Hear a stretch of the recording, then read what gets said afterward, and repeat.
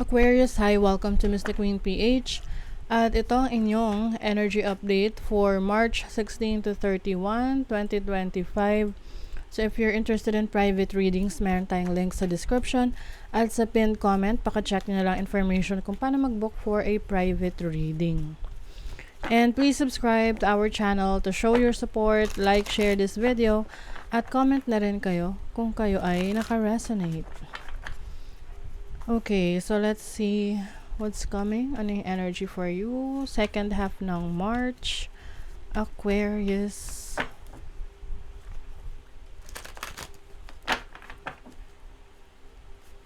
So this is your overall energy, possible challenge, opportunity, blessings, energy ng money, career, your health, and your love life.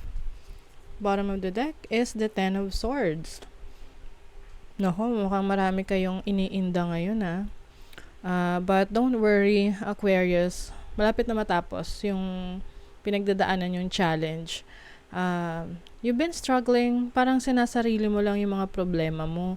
Hindi mo sinishare sa iba. You just parang gusto mo na lang na matapos na yung problema. And you just want to move forward after that. Iba sa inyo, this can be a relationship. May challenges sa relationship. Or sa isang commitment na meron ka ngayon. Some of you, maaring you want to leave a relationship. Meron kang gustong iwanan na relasyon, connection. Can be romantic connection, friendship, anything na any connection na malapit talaga sa'yo. And para kasing nagtiis ka for a very long time. And now, you want to just end it and move forward. Your overall energy is the Eight of Swords. Nako. Aquarius, you've been thinking a lot lately. Parang feeling mo, you are limited. Marami kang worries, marami kang pag-aalala about your future, kung ano yung gagawin mo after mong tapusin ang isang situation sa buhay mo. You feel like parang wala kang kakampi. Your challenge, the Four of Pentacles. This can be a challenging situation sa family, sa home life mo, or even sa finances mo, na parang feeling mo walang tumutulong sa'yo. Parang you want to break free no? You want to break free. Especially kung nasa situation ka na, let's say, yung career mo, yung trabaho mo, stressful na para sa'yo, pero wala kang choice kasi sa tingin mo, wala nang ibang opportunity na darating sa'yo. But actually, meron meron yan. Two of Cups, this is your opportunity. This is a union. Ito ay agreement. So, maaring merong bagong opportunity for an agreement. Let's say, bagong business, bagong career. So, hindi lang ikaw ito. Okay? I see someone helping you, supporting you for a new project, for a new endeavor. Yung iba naman sa inyo, maaring this is loving yourself. Kasi two of Cups is also like mirroring yourself. Reassessing your situation na ano yung kailangan mo. Ano yung dapat mong makuha. Ano yung dapat mong ma-experience. And you are reassessing your higher self kung nakukuha mo ba yun. Are you in the situation of capable of taking care of yourself right now? Maalagaan mo ba yung sarili mo? Your blessing is the Nine of Cups. So as a blessing, meron ditong wish fulfillment. So whatever this is that you are going through right now, napakiramdam mo, limitado ka, pakiramdam mo wala kang magawa, or you feel na ikaw ay parang nakakulong. So eventually you will break free from that And whatever wish you have, you will receive it. This is wish fulfillment. And some of you gusto nyo ng freedom. So, number 1 is you have to help yourself. Tulungan mo yung sarili mo na umalis sa ganyang sitwasyon na may limitation, may takot. And then money, career, money, this is the Fool.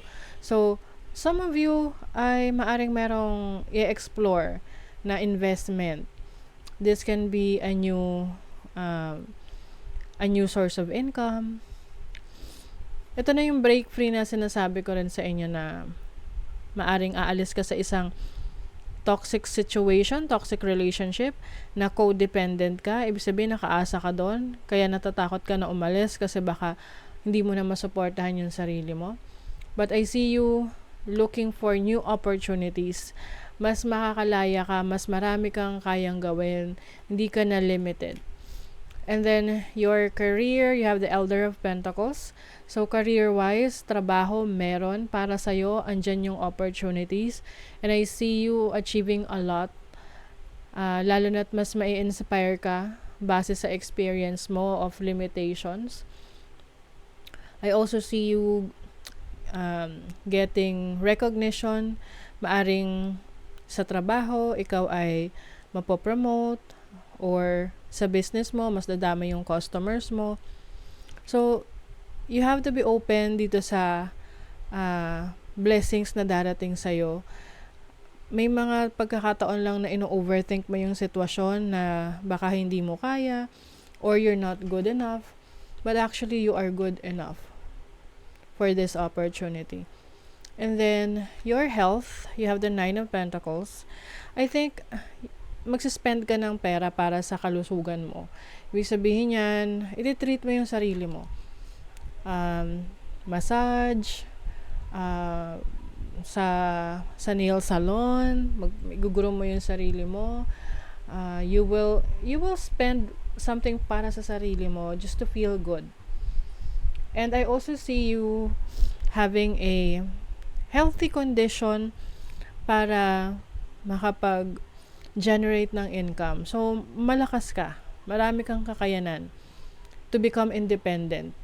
And yung independence mo na yan yung magbibigay sa'yo ng confidence na kaya mo on your own.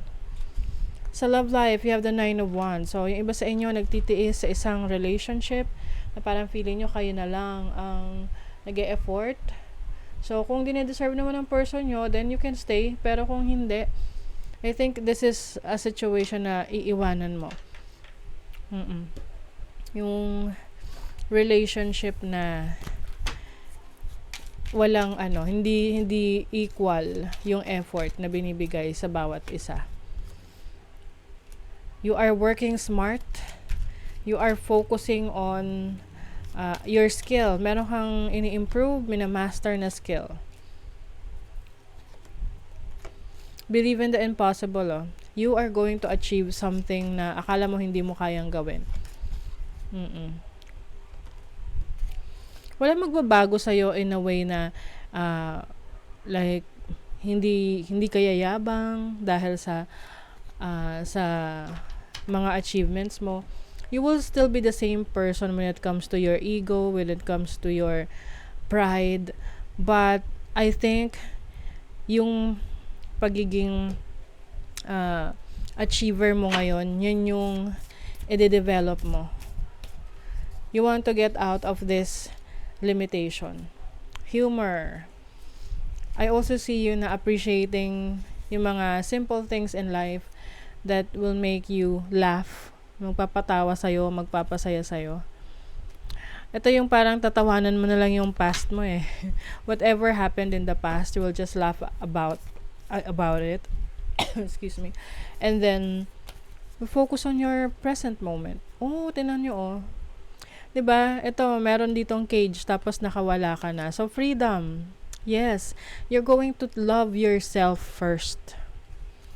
Kasi minsan, puro tayo sacrifices para sa ibang tao. Nakakalimutan na natin na alagaan yung sarili natin. To attend to our needs. Peace. So just because some people are fueled by drama doesn't mean you have to attend the performance. Make your life a drama-free zone. Yan. So yung mga drama sa buhay mo, iwasan mo na yan. Lalo na yung mga taong nagkikreate ng drama sa buhay mo. Iiwasan mo na yan. Kasi you want to have peace of mind. Okay? So that is your reading, Aquarius. Thank you so much. See you again.